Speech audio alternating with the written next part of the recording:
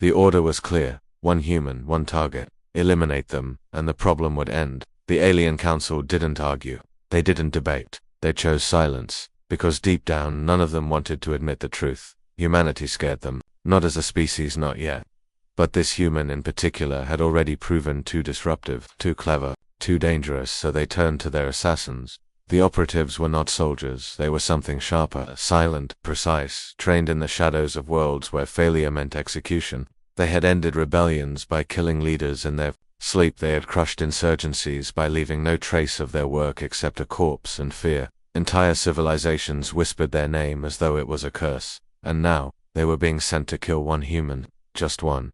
The aliens treated it as routine, a minor inconvenience. The Council assured themselves this would be quick, clean, unremarkable. The assassins believed it too. After all, humans were adaptable, yes, but fragile. Their bodies broke easily, their lifespans were short, and their minds, though clever, lacked the discipline of a species bred for the hunt. At least, that was the assumption. The assassins received their briefing in silence. Their target's face glowed on the display, ordinary, almost disappointingly so. Not a general, not a warlord, not a weapon designer, just a human whose decisions had shifted, the tide of several encounters, whose instincts had undone traps set with surgical precision, a single unpredictable variable in the aliens' larger plans. This human must be removed. The commander said, his voice cold as stone. Do not underestimate them, do not fail. The operatives exchanged glances, their reptilian eyes narrowing. Underestimate a human? Impossible. To them this was a formality, a hunt but not a challenge. When their ship slipped into Earth's orbit under cloaking fields, they were already envisioning the aftermath. The body would be found, humanity would grieve, and their growing resistance would fracture without its quiet anchor. It had worked countless times before with other species. Why should this time be any different? But they didn't know. They didn't know what it meant to mark a human. They didn't know that this target wasn't prey. They didn't know that none of them would ever return. The human in question wasn't a general or a head of state. In fact, to most of Earth, their name carried little weight. They weren't famous, they weren't wealthy, and they didn't command armies. But to the aliens, this one individual was a crack in the wall they had carefully built around their campaigns. The target's name was Captain Elias Ward. He wasn't even supposed to matter, just another officer in a series of border skirmishes. But time and again, his choices had turned ambushes into retreats, traps into victories, and battles that should have been certain defeats into costly stalemates for the aliens. He wasn't a strategist in the classic sense. He didn't follow doctrine. His gift was simpler, more dangerous. He understood people. He read intentions, noticed details others ignored, and adapted in ways the aliens couldn't predict. During the siege of Vesta, when an alien cruiser squadron cut off a mining colony, it was Ward who redirected cargo haulers through asteroid debris fields to smuggle in supplies. When assassins tried to eliminate the colony leaders, it was Ward who anticipated the infiltration and turned the attempt into a massacre of the assassins themselves. His name began appearing in reports with disturbing frequency, small actions, minor battles, yet always the same outcome. The aliens lost more than they expected, and humanity gained more than it should have. Ward wasn't shifting the war, but he was accelerating something far more dangerous: human confidence. The Council could live with stubborn resistance. They had crushed that before, but they couldn't live with the idea of humans believing they could win. And Elias Ward was feeding that belief. Killing him, they decided, would send a message. Humanity would see one of their most capable officers cut down without warning. Morale would fracture. Confidence would crumble. Without Ward, the humans would lose a voice that urged them to keep pushing, to keep resisting. It wasn't just strategy. It was psychological warfare, and so, the assassins were dispatched. The aliens considered the mission elegant. No fleet engagement, no prolonged campaign, just one human silenced in the dark. Clean, efficient, permanent. The galaxy would never know his name. What they failed to understand was what made Ward dangerous in the first place. It wasn't rank, it wasn't training, it wasn't even luck. It was something older, buried deep in the DNA of every human being, something every Deathworlder carried: the instinct to survive, to adapt, and to fight even when the fight seemed unwinnable. Ward had grown up on Earth, on a world where storms tore cities apart, where predators stalked forests, where danger came not from the stars but from the soil beneath his feet. He had learned from childhood what every human learns: that life is never fair, never safe, and never guaranteed. That was the mistake the assassins made. They thought they were hunting a soldier. They were hunting a human. And humans, when cornered, don't simply defend themselves. They strike back. The assassins arrived silently, as they always did. Their ship was small, angular, and designed to slip past detection grids.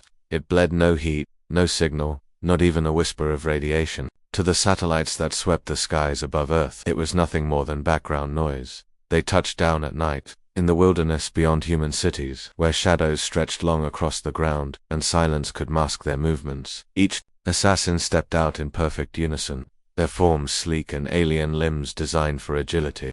Eyes adapted to darkness, armor woven from materials that bent light itself. They were predators, honed across generations, and they believed this hunt would be no different than the others. The mission brief had been clear. The human, Captain Elias Ward, lived a life that seemed ordinary. A small home near a military outpost. A routine of drills, reports, and evenings, spent in quiet isolation. He had no guards, no escort, no fortress walls. To the assassins, it was almost insulting. A target this significant, left so exposed. Arrogant creatures, one of them hissed as they moved through the trees. They still think they are safe on their own world. Ward, however, had already noticed the change in the air. He didn't know what had come, not yet, but he had lived too long with danger to ignore the shift. The night felt heavier, the quiet too deliberate. When you've survived ambushes before, you learn the signs. Something was watching. Inside his modest home, Ward adjusted nothing. He didn't grab a weapon or set alarms. He simply carried on, reading a report by the glow of a dim lamp. To anyone watching, he looked unguarded, vulnerable, exactly the way the assassins wanted him. They watched him for hours, measured his movements, mapped his routines. When he stepped outside to take in the night air, they leaned forward in the shadows, their claws flexed, their blades hummed faintly with poison. It would be quick, a strike from behind, a slash across the throat, a body disposed of in silence. The assassins had done it countless times. Ward would never see it coming, but there was something wrong. He stood in the doorway a little too long. His eyes didn't wander idly across the stars. They scanned the tree line, slowly, deliberately, as though he knew. When he went back inside, he left the door open a crack. An invitation. The assassins exchanged signals through their helmets. Overconfidence, they decided. Humans were reckless. Creatures, always pretending to be braver than they were. This one was no different. They didn't realize Ward wasn't being reckless. He was setting bait. The assassins slipped closer, moving like shadows on shadows, their blades ready. None of them considered the possibility that the prey had already marked the hunters. None of them wondered if perhaps this was exactly what he wanted, because Ward wasn't caught off guard. He was waiting, and the moment the first assassin stepped across the threshold, he moved. The first assassin slipped inside without a sound. His blade gleamed faintly in the dark, a weapon designed to pierce armor and bone in one motion. To him, this was already finished, the kind of strike so clean that no one would ever know what happened. But the moment his foot touched the wooden floor, it betrayed him. The faintest creak. To human ears, it would have been nearly imperceptible. But Elias Ward wasn't sleeping. He was waiting. In the same instant, the assassin lunged. Ward moved. He didn't fight like a soldier drilled in formation. He fought like someone who had survived too many close calls, someone who understood that hesitation meant death. His hand closed around a fire iron by the hearth, not a weapon, not designed for killing, just a piece of iron forged to stoke flames. He swung it with the kind of precision born from instinct, and the blow landed squarely against the assassin's skull. There was a crack, a hiss, and the alien crumpled to the floor, dead before he even realized the prey had teeth. Ward didn't stop moving. He knew better than to assume there was only one. He grabbed the alien's blade, testing its balance for only a heartbeat before he melted into the shadows of his own home. Outside, the assassins froze. Their comrades' signal cut out. No warning, no distress, just silence detected. One whispered, "Impossible." Another answered, "He was alone. He is only human." Still, unease rippled through the group.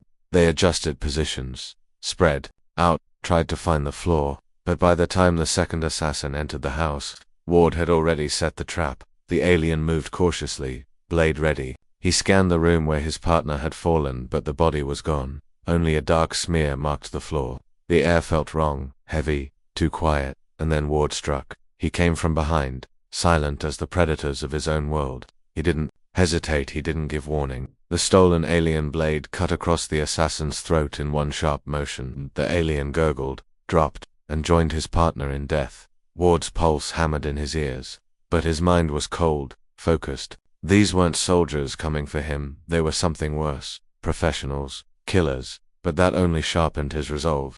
If they wanted him, they'd pay for every step they took. Outside, the remaining assassins realized the truth. This wasn't a clean hunt anymore. They were losing people fast. This human, one muttered, their voice edged with disbelief. He's fighting back. The leader of the group hissed. Then we press harder. He cannot kill us all.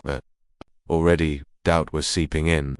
None of them had ever seen a target adapt so quickly. None had ever watched prey turn into predator in the space of a heartbeat, and none of them realized that the real hunt hadn't even begun. Ward wiped the alien blade clean against his sleeve, crouched low, and listened to the night. They thought they were stalking him. They were wrong.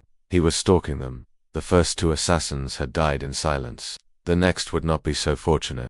The assassins regrouped in the trees, their cloaking gear shimmering faintly as they shifted position. Two were gone, vanished. Their signals had cut out so cleanly that no trace remained. That had never happened before. Failure is unacceptable. The leader hissed. The human must die tonight. The remaining assassins spread out, fanning through the woods. Their movements were calculated, designed to herd their target into a corner. The human's house was surrounded, every exit watched. To them, it was simple math. One fragile creature against the most lethal killers their people had ever bred. But the math was already wrong. Ward didn't run, he didn't hide.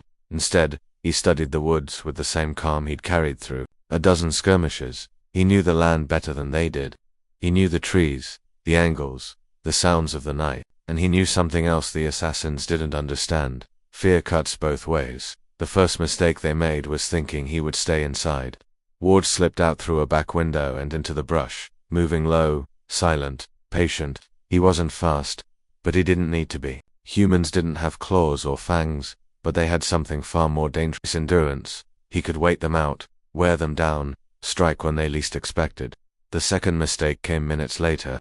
One of the assassins strayed just a little, too far from the group. It was enough. Ward had seen the way they moved, disciplined, precise, but discipline creates patterns. Patterns can be broken.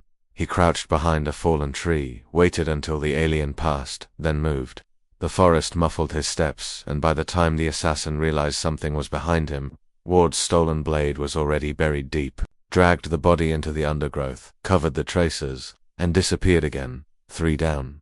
The rest of the assassins felt the shift. For the first time, they weren't the predators. Something was out there in the dark, something they couldn't see, couldn't anticipate. Their target wasn't supposed to be this skilled, this relentless. The leader barked orders, voice clipped, with strain: do not separate, close formation. But Ward had already read them. He wasn't trying to kill them all at once. He was bleeding them, one at a time, like a wolf thinning a herd. Every moment stretched the tension tighter. Every death shook their certainty. The forest began working against them. Every rustle of leaves, every broken twig felt like a threat. Their claws twitched, their blades trembled, their eyes darted to shadows that seemed alive. They had come expecting a simple kill, but now the night itself seemed to fight for the human dot. Ward was patient. He had no timeline. The longer this lasted, the more rattled they became. And rattled assassins made mistakes. The fourth fell into a snare, crude, improvised, but effective. Ward had strung wire between trees and left the corpse of the second assassin just visible in the moonlight. When the fourth moved to investigate, the wire snapped tight across his throat. By the time the others rushed to help, all they found was another body dangling in silence. 4 down. The group froze. Their confidence shattered. Fear bled through their training. They whispered to each other now, no longer the silent hunters they had been. Their leader snarled to keep them in line, but even he couldn't hide the unease in his voice. Ward, crouched in the dark, listened to every word. He could hear it, the cracks forming, the discipline unraveling. They weren't predators anymore. They were prey that hadn't realized it yet. The trap wasn't just in the snares or the ambushes. The trap was in their minds. Ward had turned their own fear into a weapon, and he wasn't finished. By dawn, only 2 assassins remained. The forest that had seemed so familiar to them hours ago now felt alien and hostile. Every shadow hid a threat. Every sound was a warning. Their comrades were gone, taken one by one, swallowed by the dark. And the human who should have been dead at the start of the night The leader's composure cracked. He had hunted dozens of species across the galaxy, each one falling the same way quickly, cleanly, without resistance. But this was different. Every lesson he'd learned about prey failed here. This human didn't run. This human didn't hide. He hunted back. The leader tried to rally his last companion. He is only one, exhausted, bleeding. He cannot fight forever, but deep inside, both of them knew the truth. Humans didn't stop, not when cornered, not when hunted. Survival was written into their bones. They tightened formation, moving shoulder to shoulder. No more wandering. No more mistakes. They would finish this in a single strike, even if it meant abandoning subtlety. Ward was waiting for them. He had watched them circle, had tracked their steps through the trees. He was tired. Yes, his body ached, his muscles screamed, but his mind was sharper than ever. The hunt had burned away everything unnecessary. Only focus remained.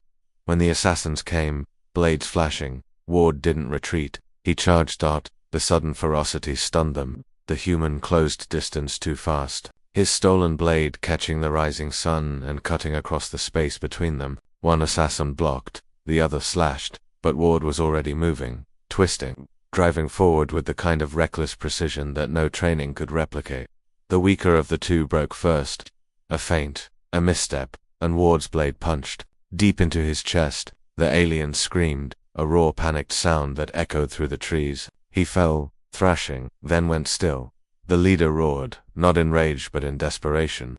He struck with every ounce of his strength, his blade hissing with venom, his movements sharp and deadly. For the first time, Ward was driven back. Steel clashed against alien alloy. Sparks flew in the growing light. It wasn't a clean fight. It was brutal, messy, primal. Both fighters bled. Both refused to give ground. The alien was stronger, faster, more heavily armed. But Ward had something else in iron will that would not break. The duel dragged on, each strike heavier than the last. The assassin snarled, confident that sheer endurance would win. But then he saw Ither look in Ward's eyes. Not fear, not exhaustion, a steady, unflinching calm. The look of a man who had already decided he would not die here. And in that instant, the assassin realized the truth. This was no ordinary soldier. This was what it meant to fight a Deathworlder. Ward's final strike came like lightning. He let the assassin commit fully to one last lunge, then stepped aside, driving his blade upward into the alien's throat. The momentum carried the killer forward, choking, gurgling, eyes wide with disbelief. Ward twisted the blade, then yanked it free. The leader collapsed to the forest floor, twitching once, then going still. Silence returned to the woods. Ward stood, over the body, chest heaving, sweat and blood streaking his face. His arms trembled, but he didn't fall. He looked down at the alien, then at the rising sun beyond the trees. The assassins had come to erase one man. Instead, they had found what the galaxy never understood until it was too late. Humans don't just survive assassins. They outlast them, outfight them, outthink them. Outthink them. Ward dropped the alien blade, let it thud into the dirt, and walked back toward his home. The hunt was over, and he was still alive. When the assassins first set out, they carried with them centuries of pride and certainty. They were trained, perfected, and lethal beyond measure. Every species they had faced before had fallen easily. To them, humans were just another name, on a list, another target to be erased without fuss. But what they didn't understand, what so many aliens never seemed to grasp, was that humanity's greatest weapon wasn't sharper claws or stronger muscles. It was something deeper, harder to quantify. It was the refusal to break. Elias Ward had no armor, no high technology, no squad backing him up. He wasn't invincible. He was just one man, living in a quiet corner of his own world. But that was enough, because humans don't need perfect conditions to survive. They survive in spite of the odds. They endure when they shouldn't, and when pushed, they fight back harder than anyone expects. The assassins came to Earth expecting to end a life. Instead, they left a lesson written in their own blood, a warning whispered to every species watching. From the shadows, never mistake humanity's quiet for weakness. Never assume a human is defenseless just because they stand alone. Ward didn't celebrate his victory. He didn't boast. He simply returned home, patched his wounds, and prepared for whatever came next. To him, survival wasn't a triumph. It was simply what had to be done. That was the most human thing of all. And for the assassins, people those who had thought sending killers to Earth would be the end of the problem, was just the beginning. Because now, somewhere in their ranks, whispers would spread. Stories of the human who survived the hunt, the man who turned predators into prey. Stories that would remind them, in the darkest hours of their planning, that Deathworlders don't die easy. So if the galaxy still thought assassins, soldiers or invaders could break humanity, they would have to learn the same hard lesson again and again. When you come for a human, you'd better not miss, because if they survive the first strike, you won't survive the second.